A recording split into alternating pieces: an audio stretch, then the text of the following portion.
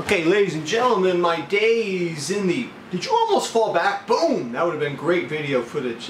My days in the man cave are coming to an end. My wife and my two twin daughters are coming home soon. Coming home tomorrow. Leaving tomorrow morning from Santa Barbara area. So, got to get these videos out. Today, I want to talk about three things. I want to talk about how getting skinny has changed my tastes in watches. I want to answer a viewer question: should he get the Seiko Transocean 44mm blue dial watch, or should he get the Seiko Blue Dial 053 SBDC 053? Should he get this one? Now, I used to own the Transocean Blue, as some of you know. Sold it. I loved the blue dial of it. I ended up selling it because, interestingly enough, at 44, and this is a 42.6, it played smaller than this 053. I don't know why. The case was shaped kind of like a coin. It was kind of a coin shape, and then the way all the pieces came together, it didn't flow for me. I don't know, it reminded me of Frankenstein, made of all these disparate pieces. I don't know, there was something about it. In contrast, this one seemed to be better put together. I mean, a lot of that stuff is subjective, so I would have to go with the 053. I don't know, but we'll see. And then the third thing I wanted to talk about was the Quartz automatic debate. I was going to read you from the mailbag. But let me just tell you something. In the last 6 months, I lost 45 pounds. I wrote a book about it called How to Kill Your Inner Fat Man. It's on Amazon Kindle. I'll put a link on it. Some of you are reading it. Some of you are telling me you like it, and I really appreciate that.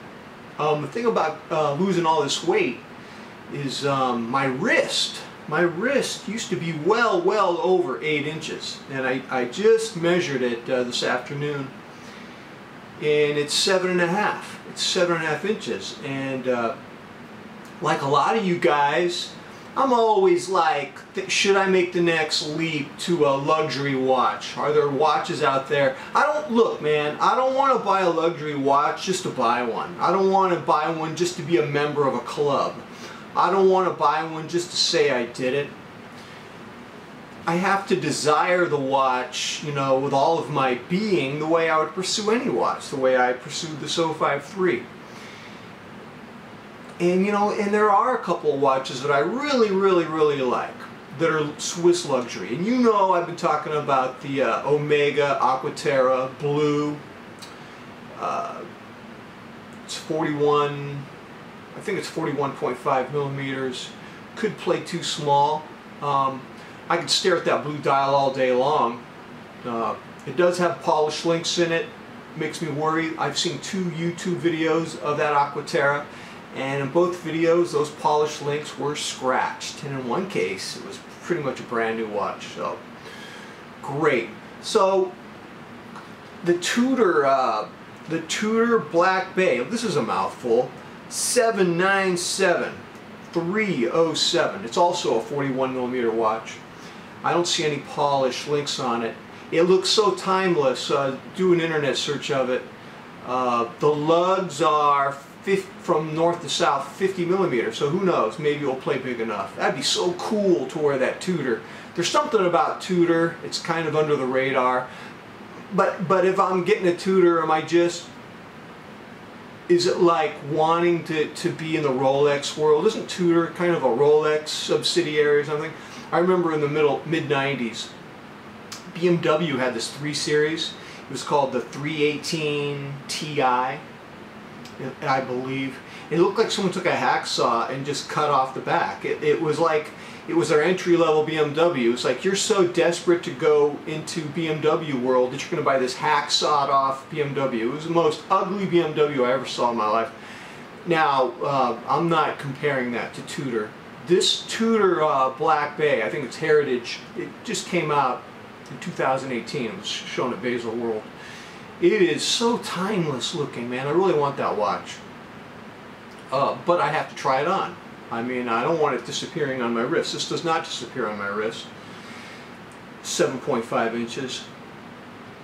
And I'm thinking, what is this, man? What are you doing looking at 41mm watches? Well, I guess it's because I lost so much weight, 45 pounds. I think it's still coming off. I'm actually losing more weight now that I'm not teaching because I'm not in my office. You know what I do when I'm in my office? I snack.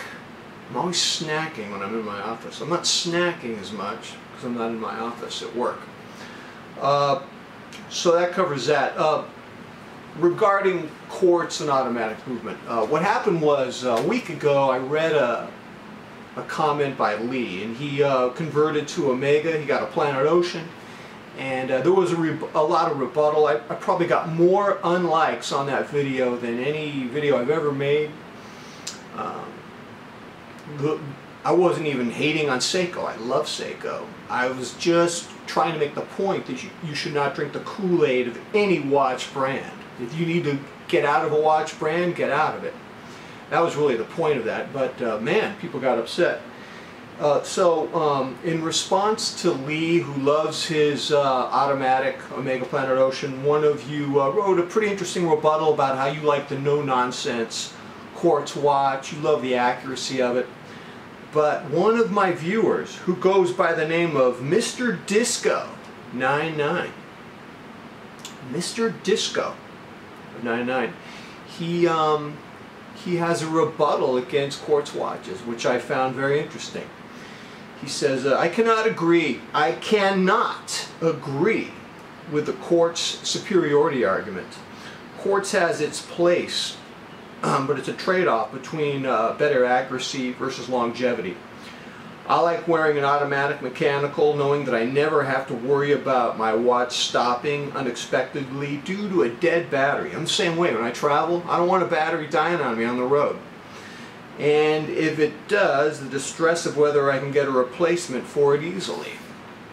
Today, quartz watches may be useless in 50 years if the industry suddenly decides to start using a different kind of battery. Well, true. I don't know what you're drinking, what kind of youth potions you're drinking. I'm not sure I'm going to be here in 50 years. Who knows? Maybe I will be.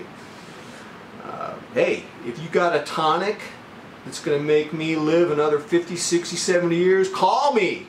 Don't even email me. Call me right now. So he's talking about how, you know, technology is going to change. The batteries that are in our watches may become obsolete. With a mechanical movement, he says this is less maintenance. Well, it depends on your mechanical movement. Not all mechanical movements are less maintenance. But you know what? I've had good luck with my mechanical movements. As my friend Ted told me about my Seiko watches, the movements are bulletproof. Some of you have been criticizing my 6R15 movements as being inaccurate. You know what? I might lose a minute every week or half a week. It doesn't bother me at all. So he likes that there's a simplicity to the automatic. Doesn't have to worry about going in to get a quartz. And I agree with him a lot on those points. In fact, I even have some problems with my Echo Drive solar watches. One, I always have to worry about making sure they're getting fed. Gotta feed them sunlight. And when I travel, I don't like to box them up and hide them with my other watches, because I get really anxious about the idea of them being boxed up, as if I was going to damage the battery. The other thing about automatic watches, and the CEO of Citizen Watch, you know, Citizen is promoted in a CNN video that celebrates their 100 years of business.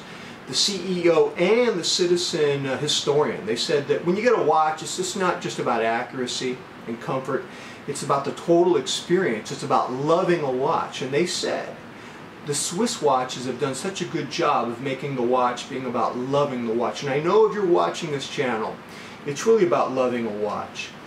And man, if that Tudor if that Tudor Black Bay fit me, I think I would sell my Quartz watches to get into that thing, because I really love the timelessness of it, and I really don't get the experience, the bonding experience, the connection with Quartz, and so it's even beyond what Mr. Disco 99 says.